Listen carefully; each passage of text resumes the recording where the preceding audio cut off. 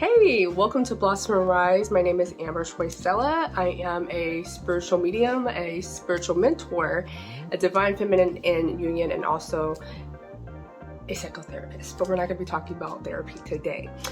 Today we're going to be talking about more of a spiritual manner.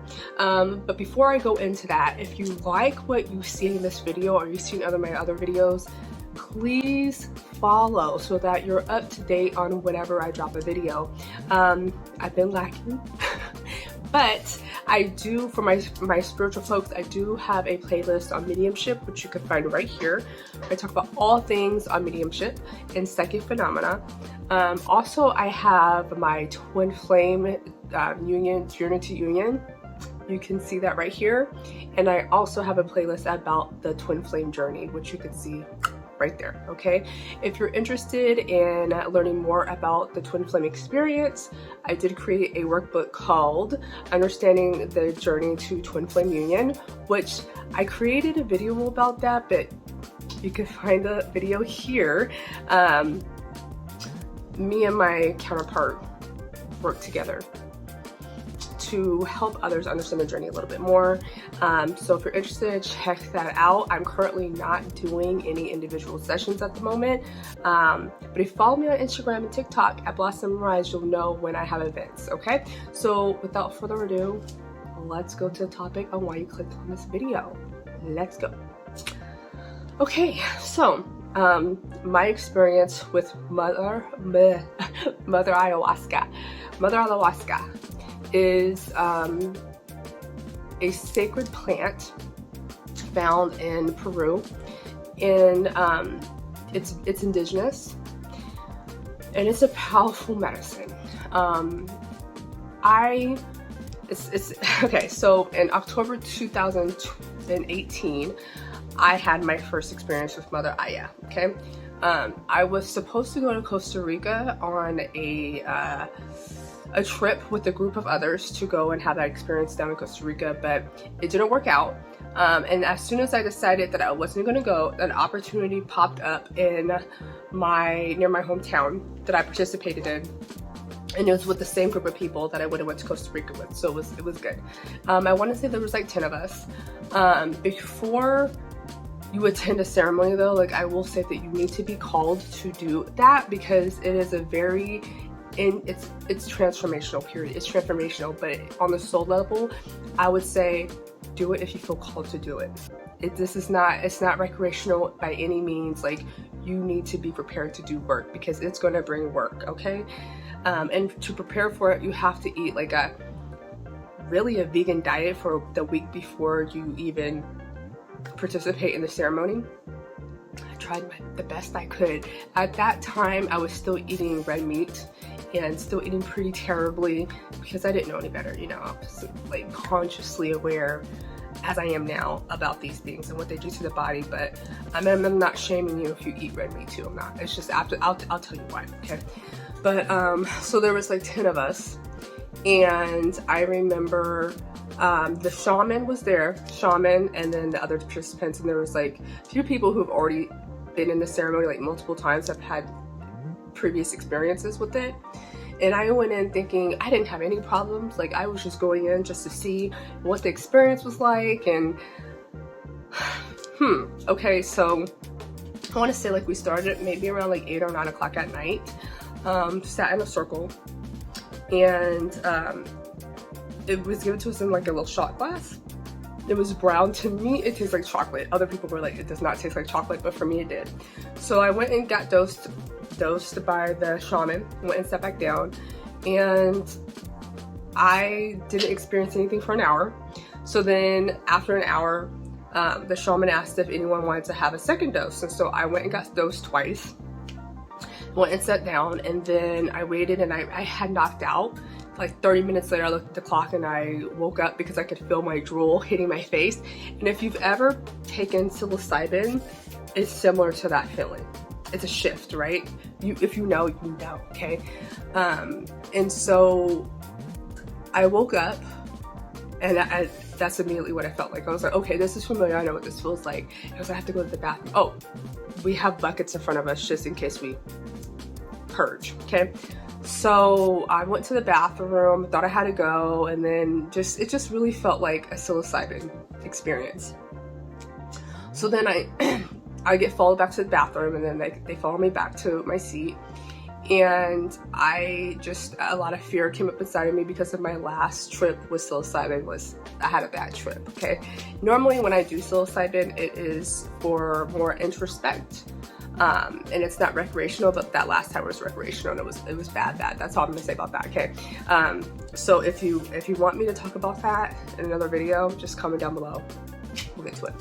But anyway, so we're sitting there, and the person I knew was there. I knew her, so she was able to sit down and like help guide me. But then I started getting really emotional, and I started crying, and I started purging. I don't remember if I threw up or not. I might have. I'm not gonna say yes or no. I might have. And I remember crying a lot of fear came up, and then the shaman came. She asked if she could sing to me, and I said yeah. So she smoked tobacco and blew it in my face, and then started singing a song, not in English. I would assume it was in the native language of where she learned how to do the ceremony. I want to say it was the Shipibo people in Peru, okay? And I was crying loud, and I was in the moment crying and everything, you know? And everybody else, like, no one was hysterical like I was. You know, everyone is on their own journey.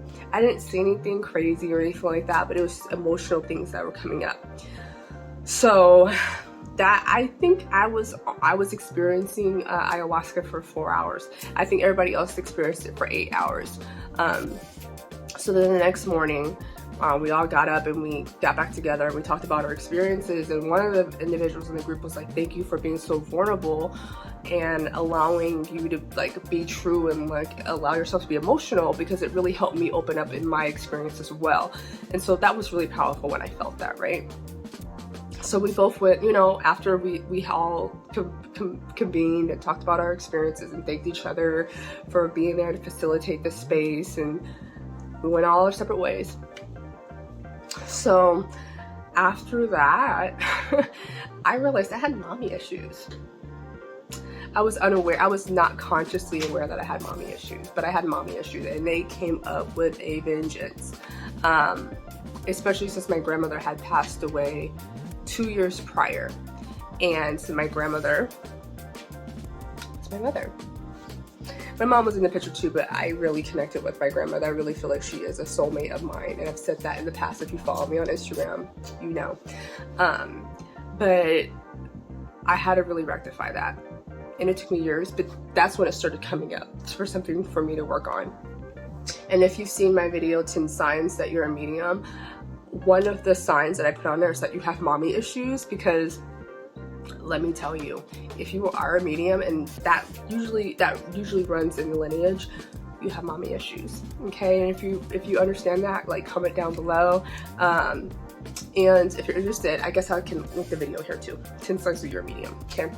Anyway, so after that experience, it continued to transform me. We're here in 2022, so that was what, like 5 years ago, 4 or 5 years ago, and I still cannot eat red meat that's pork or beef. I can't do it. I can't digest it that well. Alcohol, I don't know if that's just my age and I'm getting older, but I can't tolerate that anymore. People, I don't like being around a lot of people. As I get older, I'm turning more into an ambivert, which is like extrovert and seriously introverted. You know, like, I value my alone time. I value being at home and doing things on my own and not being around a lot of energy or whatnot. And I just feel like it also like enhanced my mediumship and my psychic ability, excuse me. It's really extremely powerful. And I said, like, if you feel called, your soul is needing that experience, okay? I'm all for plant medicine. I'm all for plant medicine, as long as you like treat it with respect. And it's cultural and it's spiritual. You know what I mean? And I'm interested in learning more about the other plant medicines that are available for ceremonial usage. I haven't got that far yet, but I am. But I really do feel like it really did help me advance. And understand my purpose more consciously, improve my communication with spirit as a medium, a whole lot of different revenues. And it's just been a beautiful experience. So that's my story about ayahuasca, Mother Aya, and my experience with it. And if you're interested, comment down below, let me know about your experiences. If you're thinking about it, where to look, because you have to be really careful about who you have a journey with, have that ceremony with, because there's a lot of people with that are fraudulent out there, that say that they know the medicine and they've trained with people. My shaman studied for years with the Shipibo people. Okay, so I trust her. I trust them 100% with my soul's journey with ayahuasca. Okay, she studied down there in Peru with them. But yeah, so that's all that I have for you today. Be sure to like the video, share the video, and subscribe so that you are aware of when I post videos. Okay, all right, bye for now. And if you follow me on Instagram, please go ahead and just send me a message. I love when you guys do that. All right, I'll see you sooner or later. Bye for now.